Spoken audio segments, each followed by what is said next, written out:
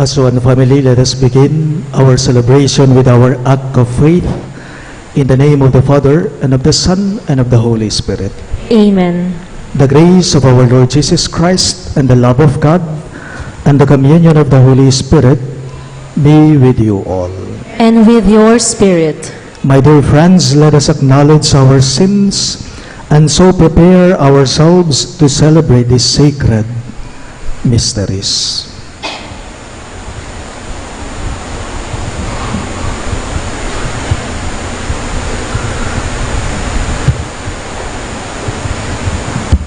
All together we say, I confess to Almighty God and to you, my brothers and sisters, that I have greatly sinned in my thoughts and in my words, in what I have done and in what I have failed to do, through my fault, through my most grievous fault. Therefore I ask Blessed Mary, ever Virgin, all the angels and saints, and you, my brothers and sisters, to pray for me to the Lord our God. May Almighty God have mercy on us, forgive us our sins, and bring us to everlasting life. Amen.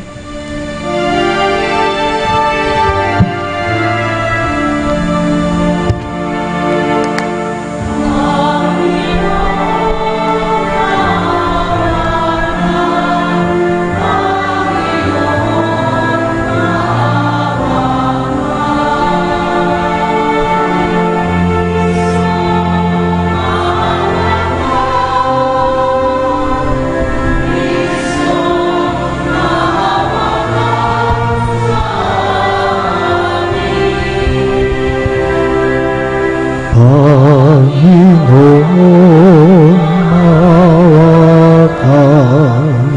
Panginoon, maawa ka.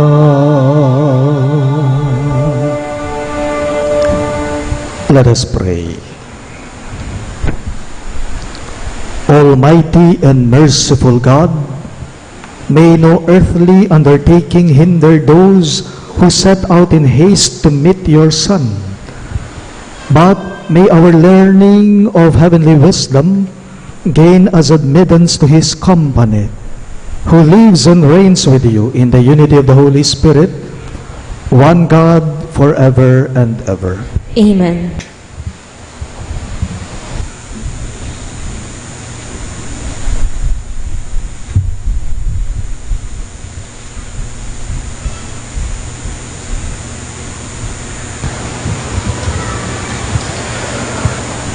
A reading from the book of the prophet Isaiah.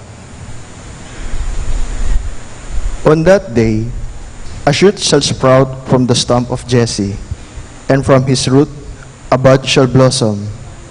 The Spirit of the Lord shall rest upon him, a spirit of wisdom and of understanding, a spirit of counsel and of strength, a spirit of knowledge and of fear of the Lord. And his delight shall be the fear of the Lord. Not by appearance shall he judge, nor by hearsay shall he decide. But he shall judge the poor with justice, and decide aright for the land's afflicted. He shall strike the ruthless with the rod of his mouth, and with the breath of his lips he shall slay the wicked. Justice shall be bound around his waist, and faithfulness a belt upon his hips. Then the wolf shall be a guest of the lamb, and the leopard shall lie down with the kid. The calf and the young lion shall browse together, with a little child to guide them. The cow and the bear shall be neighbors, together their young shall rest. The lion shall eat hay like the ox. The baby shall play by the cobra's den, and the child lay his hand on the adder's lair. There shall be no harm or ruin on all my holy mountain, for the earth shall be filled with knowledge of the Lord, as waters covers the sea. On that day, the root of Jesse set up a signal for the nations. The Gentiles shall seek out, for his dwelling shall be glorious. The word of the Lord. Thanks be to God.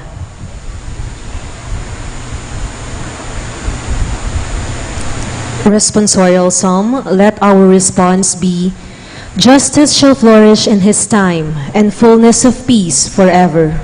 Justice shall flourish in his time, and fullness of peace forever. O God, with your judgment endow the king, and with your justice the king's son. He shall govern your people with justice, and your afflicted ones with judgment. Justice shall flourish in his time, and fullness of peace forever. Justice shall flower in his days, and profound peace, till the moon be no more. May he rule from sea to sea, and from the river to the ends of the earth. Justice shall flourish in his time, and fullness of peace forever. For he shall rescue the poor when he cries out, and the afflicted when he has no one to help him. He shall have pity for the lowly and the poor. The lives of the poor he shall save. Justice shall flourish in his time, and fullness of peace forever. May his name be blessed forever. As long as the sun, his name shall remain. In him shall all the tribes of the earth be blessed. All the nations shall proclaim his happiness. Justice shall flourish in his time, and fullness of peace forever.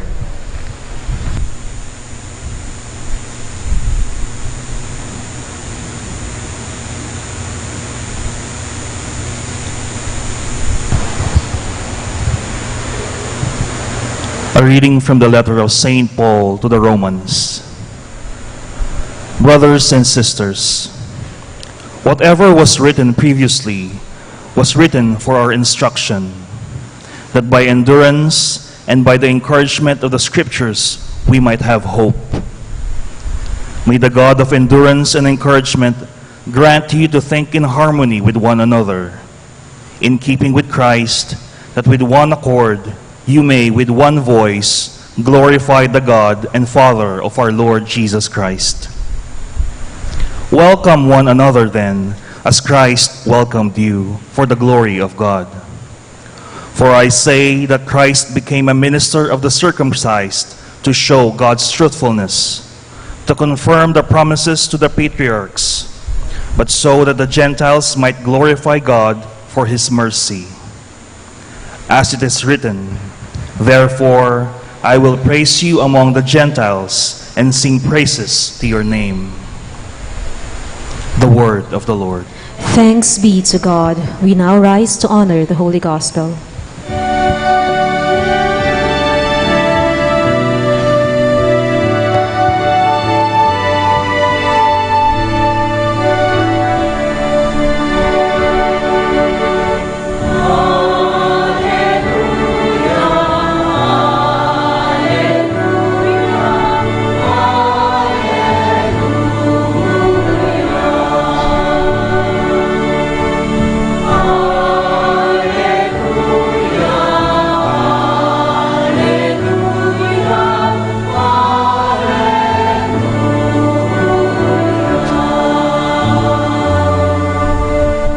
All together, prepare the way of the Lord, make straight his paths.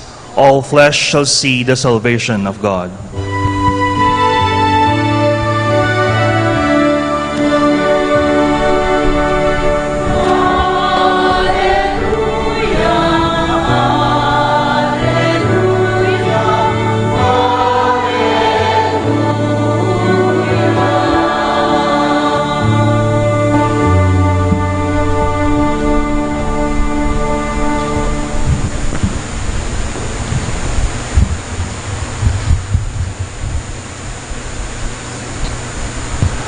The Lord be with you. And with your spirit. A reading from the Holy Gospel according to Saint Matthew. Glory to you, O Lord.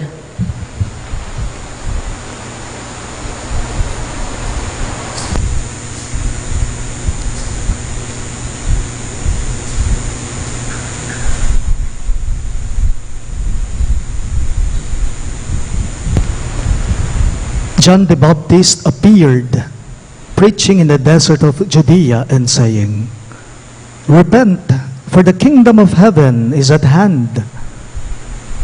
It was of him that the prophet Isaiah had spoken when he said, "A voice of one crying out in the desert, prepare the way of the Lord, make straight his paths." John wore clothing made of camel's hair and had a leather belt around his waist. His food was locusts and wild honey. At that time, Jerusalem, all Judea, and the whole region around the Jordan were going out to him and were being baptized by him in the Jordan River as they acknowledged their sins.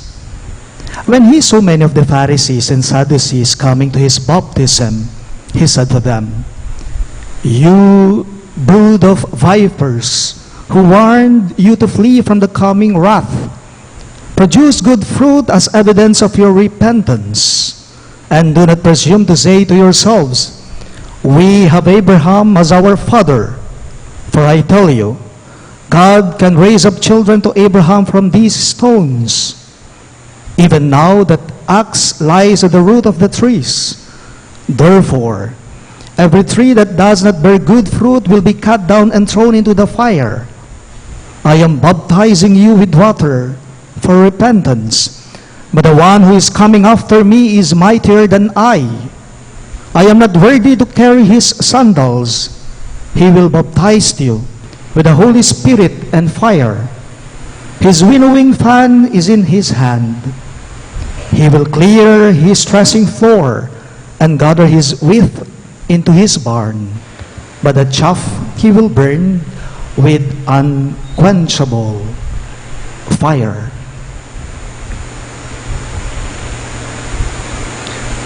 Sisters and brothers in Christ, the good news of our salvation. Praise to you, Lord Jesus Christ.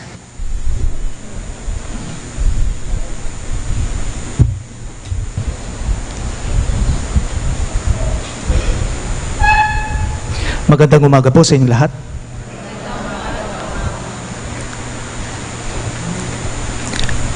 Si Juan Bautista po ang ipinapahayag ngayon ng ating pagbasa, lalong-lalo ng ating ebanghelyo. Ewan ko lamang po kung napapansin ninyo, taon-taon na lamang, yearly na lamang po, sa tuwing sasapito darating ang ikalawang linggo ng Adviento, siguradong maririnig na natin ang pangalang Juan o San Juan Bautista. Linto ni San Juan, ing lagyo na ikwana ng meramdam. Linagene ni San Juan.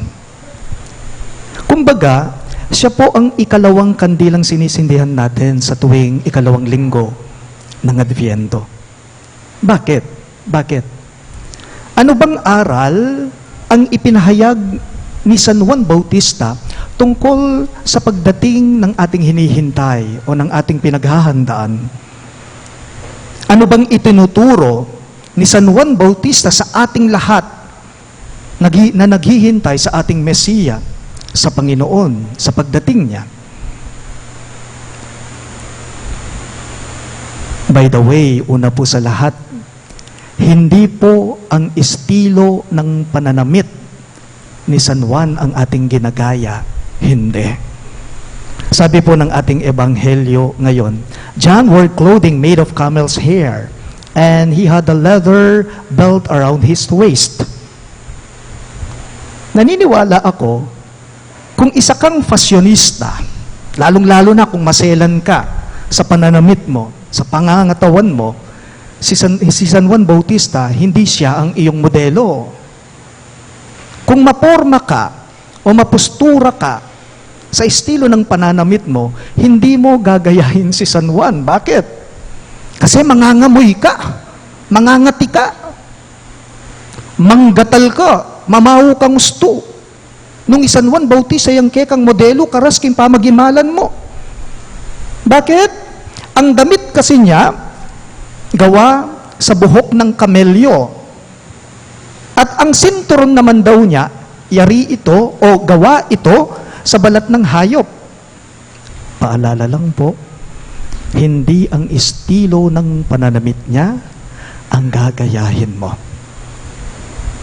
Pangalawa, hindi rin po ang estilo ng pagkain ni San Juan ang ating tinutularan. Aliwa mo rin po ang pamagdayet ng San Juan yang kay katamong pakyapusan. As the gospel said today, his food was locusts and honey, wild honey. King Kapampangan, durun at pulot panilan. Marahil, halos sa atin dito, hindi naman siguro tayo kumakain ng ganon. Durun at pulot panilan. Hindi mo diet yon. Hindi yung estilo ng pagkain mo yon. Wala po sa diet ni San Juan ang diwa ng ating ebanghelyo ngayon. At lalong wala po sa pagkain ni Juan ang diwa ng ating Adviento ngayong linggong ito. Ngayon ang tanong, nasaan ang diwa ng Adviento? Kung wala pala sa pananamit ni Juan, kung wala pala sa estilo ng pagkain ni Juan. Nasaan ito? Ito ay nasa estilo ng pangangaral niya. Iti atsu king pamanaral na, king pamamalita na karing tao kanita. John the Baptist said in today's gospel, "The one who is coming after me is mightier than I," he said. Yun ang diwa ng ating ebanghelyo, ng ating Adviento ngayon. Darating ang Mesiya pagkatapos ko. Sabi ni San Juan, darating siya, kasunod ko siya. Ito po yung diwang pang-Adviento na sinasabi ni Juan, na ito rin dapat ang mamuhay sa atin, sa ating mga kalooban. Una ka daw, kasunod mo siya. Hindi tayo sanay doon, kasi mas sanay po yata nating naririnig kay Jesus o sa Panginoon na siya yung nauuna, tapos tayo ang kasunod niya. Pero ngayon sa ating ebanghelyo, baligtad yata. Una si Juan, kasunod niya ang Mesiya. Una daw tayo, susunod siya sa atin. Upang sa ganun ay maging malinaw lamang po sa ating lahat. Di po ba sa tuwing panahon ng Kwaresma, ito'y ikinakanta natin nga na po King Kapampangan, wari nga naning Gino, pusanan ming krus mo at tuki ka, kagulutan ko, nga na. Pero sa ebanghelyo natin ngayon, iba. Ang sinasabi niya, ang binabanggit niya, ang ipinapahayag niya, mauuna ka, susunod ako. Mauuna ka, sunod siya. Pero maiintindihan po natin ito sa pamamagitan ni San Juan. Kumbaga, precursor ni Jesus si San Juan. Kumbaga, forerunner ni Jesus si San Juan. You are God's precursor, forerunner. Mauuna ka, ihahanda mo ang dadaanan niya, pagkatapos mo, siya, susunod siya sa'yo. Forerunner pala tayo ni Kristo. Precursor pala tayo ng Diyos. John said, I am baptizing you with water for repentance. But the one who is coming after me, he will baptize you with the Holy Spirit and fire. Bibinya ganda kayo king danum. Pero ing mas mayupaya kaysa kanako datang niya binyagana kayo king banal espiritu at king api. So mabye. Biye ing daralana. Alam po ni San Juan na darating siya. Kaso dapat una siya. So buri nang sabyan, iying magsadya. Isadya tayo, ing dalana na. Buri nang sabyan nito. Base po sa larawan, sa paglalarawan ni San Juan, ang Adviento pala ay paghihintay natin sa pagdating ni Jesus pagkatapos natin. Ang Adviento pala ay pagdating ng Panginoon na kasunod natin. Malamo po Adviento yan talaga yan. Ing Adviento, mo kabud Adviento. Bayo ing Pasko, atin pamong Adviento. Ganyan din. Bago darating si Jesus, mauuna muna tayo. Darating siya, kasunod natin siya. So, ibig sabihin, ihanda daw natin yung mga puso natin upang ang Pasko ay mananahan sa ating mga puso. Sigurado ya po king pamanyatang na nga ng San Juan pilmiyang datang. Pero paalala sa ating lahat, bilang habilin ng ating pagbasa ngayon, darating si Jesus kung isasama mo siya. Darating si Jesus kung pasasamahin mo siya. Datang niya nung iyabe me. Darating at darating nga naman po ang Pasko sa mga taong handa ang kanilang puso sa pagdating ni Kristo. Kindly all rise. We now profess our faith. I believe in one God, the Father Almighty, maker of heaven and earth, of all things visible and invisible. I believe in one Lord Jesus Christ, the only begotten Son of God, born of the Father before all ages, God from God, light from light, true God from true God, begotten, not made, consubstantial with the Father. Through him all things were made. For us men and for our salvation, he came down from heaven, and by the Holy Spirit was incarnate of the Virgin Mary and became man. For our sake he was crucified under Pontius Pilate. He suffered death and was buried, and arose again on the third day in accordance with the Scriptures. He ascended into heaven, and is seated at the right hand of the Father. He will come again in glory to judge the living and the dead, and his kingdom will have no end. I believe in the Holy Spirit, the Lord, the giver of life, who proceeds from the Father and the Son, who with the Father and the Son is adored and glorified, who has spoken through the prophets. I believe in one holy Catholic and Apostolic Church. I confess one baptism for the forgiveness of sins, and I look forward to the resurrection of the dead and the life of the world to come. Amen. My dear friends, let us hearken to John the Baptist's cry to prepare the way of the Lord, in expectant longing and joy for the Master's coming. In every petition you shall respond, Father, hear our prayer. All of us, please. Father, hear our prayer. May Pope Francis, bishops, priests, consecrated men and women, and lay leaders serve as faithful heralds of God's designs, even in cases when they become lonely voices in the desert. We pray. Father, hear our prayer. May we allow neither the sins and scandals in our family life and in the church, nor the corruption in our society, to overcome the goodness and goodwill in our hearts. We pray. Father, hear our prayer. May Filipino Catholic families cherish the faith they possess and share it to others in word and deed. We pray. Father, hear our prayer. May the Lord give comfort to the dying and welcome the souls of the faithful departed to the joy of paradise. We pray. Father, hear our prayer.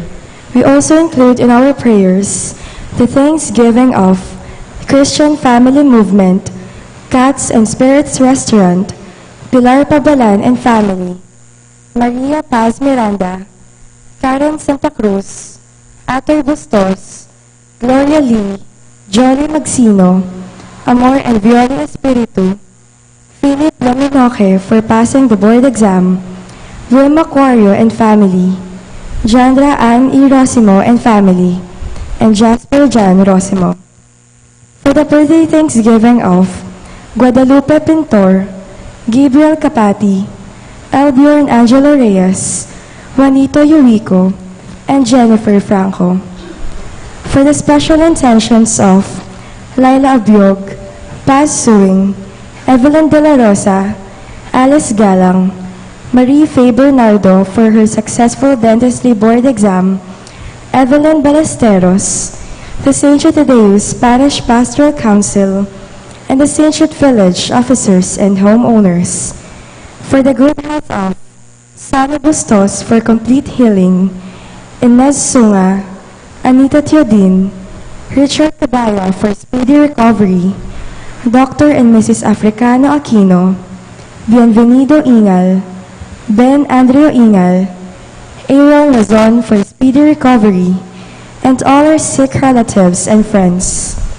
For the wedding anniversary of Joel and Vina Salangsang. For the eternal repose of the souls of Norma, Maria Virginia, Antonio Alde, Segundo Salonga, Joseph Sechon, Marcelo, Dolores, Roman, Armando Acuña, Willie Basilio, Wilfreda Parungaw, Jose Pabalan Sr., Jacinto Bagan, Teresita San Buenaventura, Remigio Pintor, Rolando Calagasca, Roberto Cuario, Wilfredo Florentino, Juan Cristina Cambe, and all souls in purgatory. We pray. Father, hear our prayer. In silence, we now pray for personal intentions.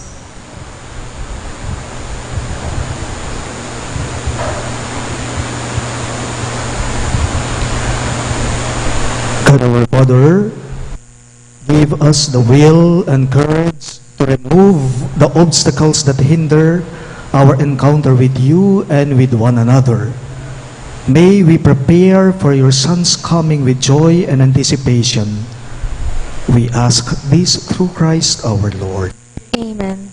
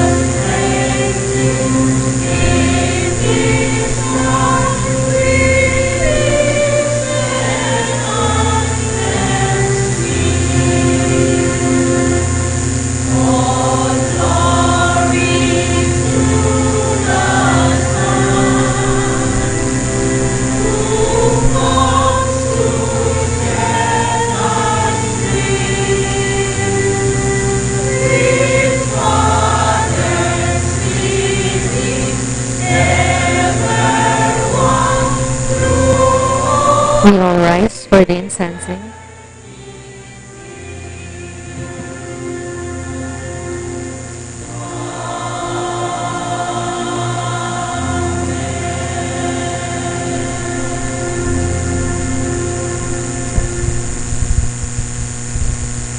Pray, my dear friends, that my and your sacrifice may be acceptable to God, the Almighty Father. May the Lord accept the sacrifice at your hands for the praise and glory of his name, for our good and the good of all his holy church. Be pleased, O Lord, with our humble prayers and offerings. And since we have no merits to plead our cause, come, we pray, to our rescue with the perfection of your mercy. We ask this through Christ our Lord. Amen. The Lord be with you. And with your spirit, Lift up your hearts. we lift them up to the Lord. Let us give thanks to the Lord our God. It is right and just. It is truly right and just, our duty and our salvation, always and everywhere to give you thanks, Lord, Holy Father, Almighty and Eternal God, through Christ our Lord. For he assumed at his first coming the lowliness of human flesh, and so fulfilled the design you formed long ago, and opened for us the way to eternal salvation. That when he comes again in glory and majesty, and all is at last made manifest, we who watch for that day may inherit the great promise, in which now we dare to hope.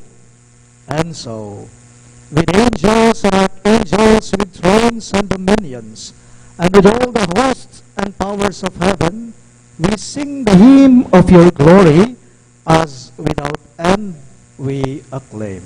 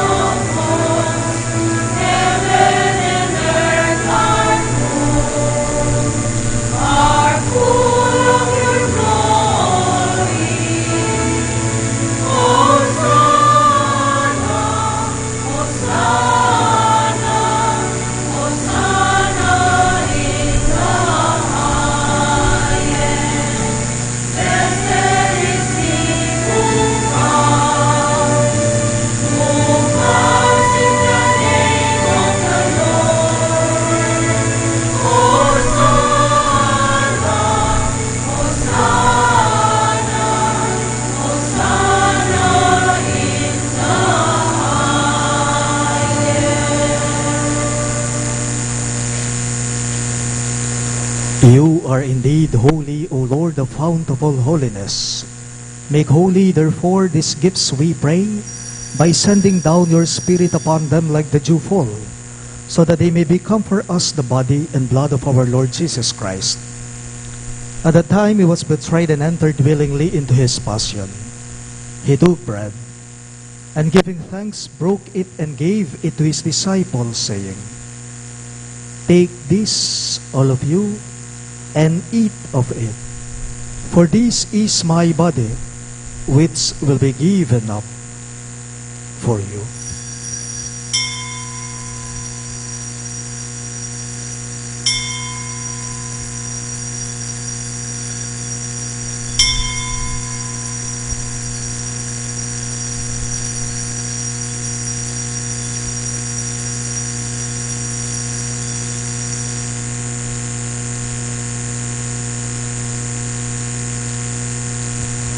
In a similar way, when supper was ended, he took the chalice, and once more giving thanks, he gave it to his disciples, saying, "Take this, all of you, and drink from it. For this is the chalice of my blood, the blood of the new and eternal covenant, which will be poured out for you and for many, for the forgiveness of sins. Do this in memory of me."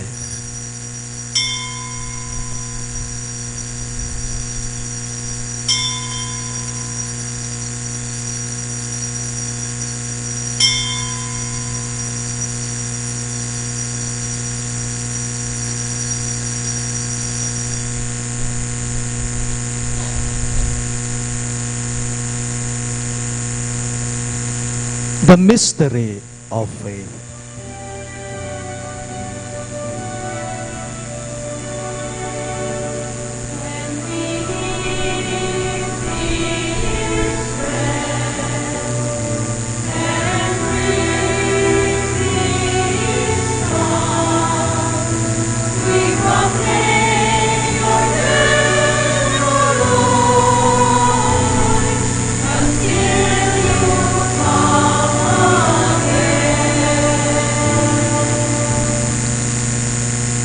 Therefore, as we celebrate the memorial of his death and resurrection, we offer you, Lord, the bread of life and the chalice of salvation, giving thanks that you have held us worthy to be in your presence and minister to you.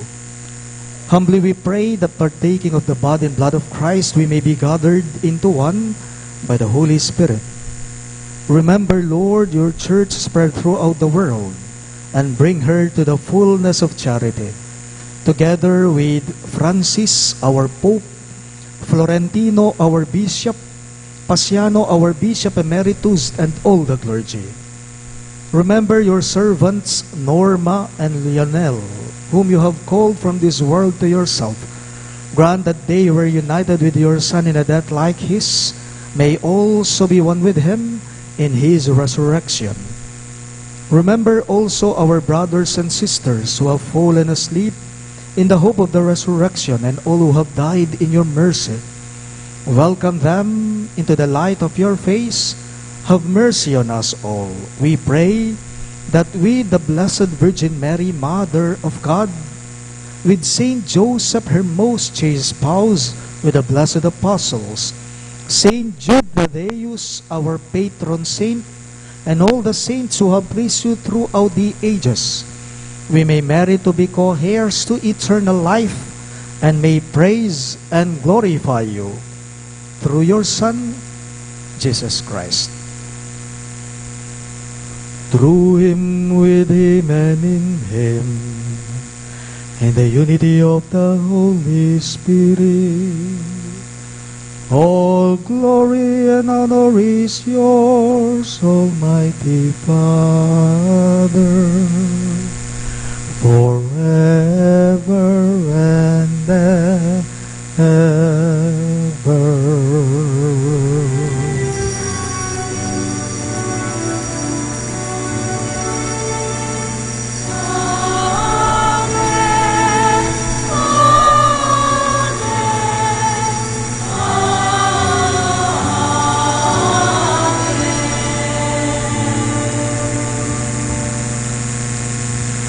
We now pray for the coming of the kingdom as Jesus taught us.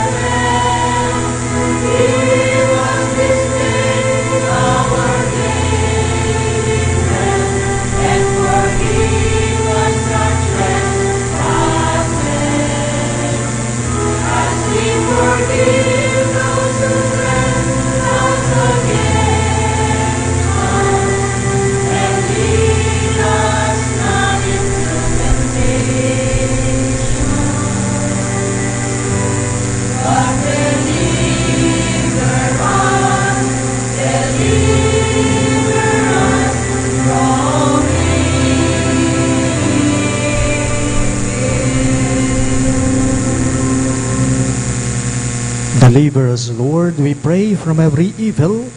Graciously grant peace in our days, that by the help of your mercy, we may be always free from sin and safe from all distress, as we await the blessed hope and the coming of our Savior, Jesus Christ. For the kingdom, the power, and the glory are yours, now and forever. Lord Jesus Christ, who said to your apostles, "Peace I leave you, my peace I give you," Look not on our sins, but on the faith of your church, and graciously grant her peace and unity in accordance with your will, who live and reign forever and ever. Amen. The peace of the Lord be with you always. And with your spirit. Let us offer each other the sign of peace. Peace be with you.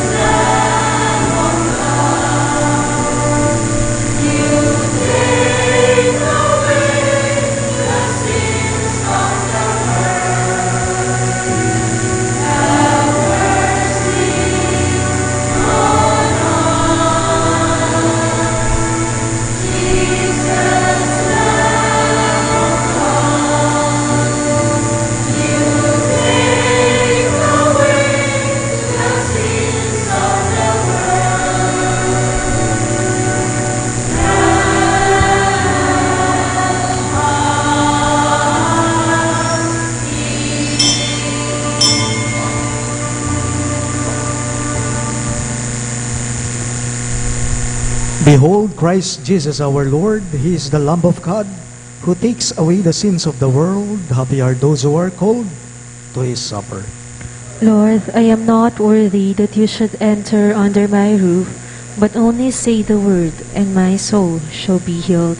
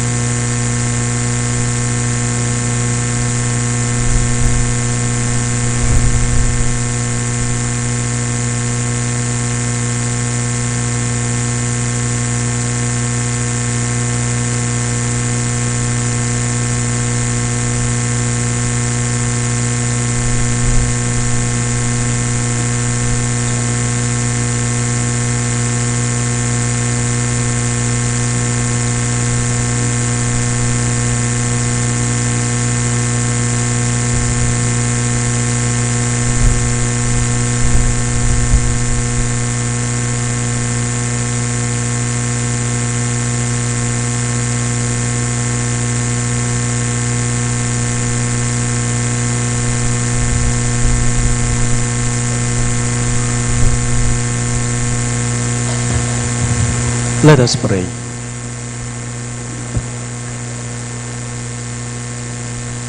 Replenished by the food of spiritual nourishment, we humbly beseech you, O Lord, that through our partaking in this mystery, you may teach us to judge wisely the things of earth and hold firm to the things of heaven. We ask this through Christ our Lord. Amen. Announcements. The last of our Triduum for the solemnity of the Immaculate Conception of the Blessed Virgin Mary is tomorrow, December 9. It will be tonight before the 6:30 evening Mass. On her feast day tomorrow, we shall celebrate the Eucharist in her honor at the 6:30 evening Mass. Please be reminded also that our Simbang Gabi or Aguinaldo Masses are from the evening of December 15 to the early morning of December 24. The schedule is as follows: 7:30 in the evening, Masses in English; 4:30 in the morning, Masses in Kapampangan. Our Christmas Eve Mass on December 24 is at 10 o'clock in the evening. On Christmas Day, we shall have only 2 Masses at 7:30 and 9:30 in the morning. Other details will be announced during our Masses as necessary. Marriage bans. Mr. Jeffrey M. Maglaki, 27 years old, son of Mr. and Mrs. Nicolas and Editha Maglaki, residing at Magliman, Bacolor, Pampanga, will be married to Miss Chriselle Ross L. Alipio, 25 years old, daughter of Mr. and Mrs. Simeon Jr. and Zarina Alipio, residing at Calamaniguagan, Cagayan. Wedding date is on January 4, 2020, here in St. Jude Thaddeus Parish, City of San Fernando, Pampanga. Mr. Elliot Lois Malamug, 31 years old, son of Mr. and Mrs. Eligio Marilu Panglamug, residing at St. Jude Village, City of San Fernando, Pampanga, will be married to Miss Ranel Lu C. Dorado, 28 years old, daughter of Mr. and Mrs. Ronaldo and Lourdes Dorado, residing at Poblacion, Makati City, Metro Manila.